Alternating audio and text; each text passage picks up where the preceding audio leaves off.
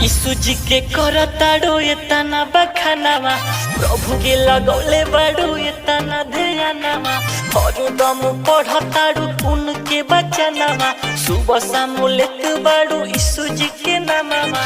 यीशु यीशु कहो उनही में रह,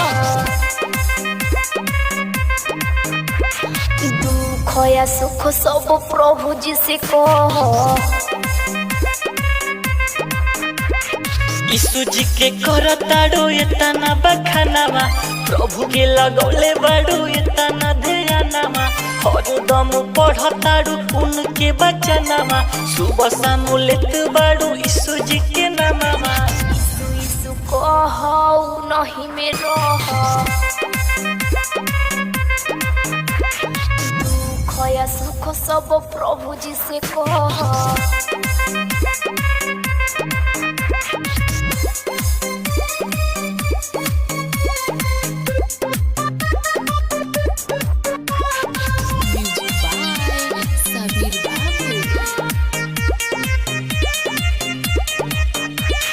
महिमा उनकर परम पार हो, उनही से चलेला सारा संसार हो।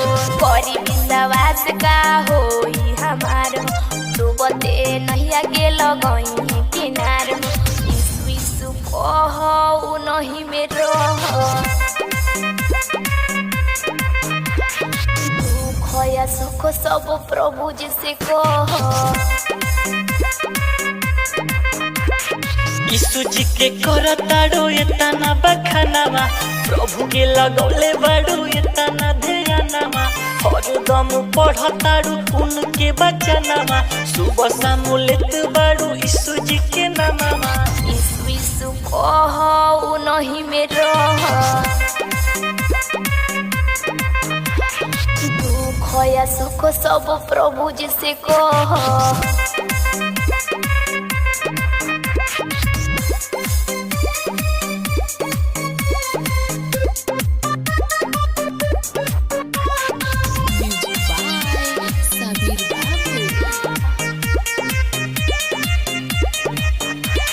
ममता राज हाथ जोड़ी कहताली हो, मनावा में लाओ विश्वास खाली हो।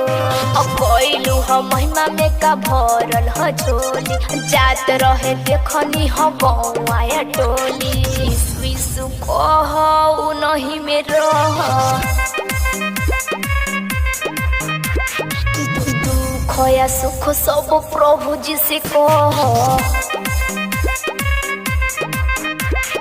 यीशु जी के करताड़ो एतना बखानावा, प्रभु के लगौले बाड़ू एतना ध्यानावा, हरदम पढ़ताड़ू उनके बचनावा, सुबह शाम लेत बाड़ू यीशु जी के नामावा। यीशु यीशु कहो उनही में रह, दुख या सुख सब प्रभु जी से कहो।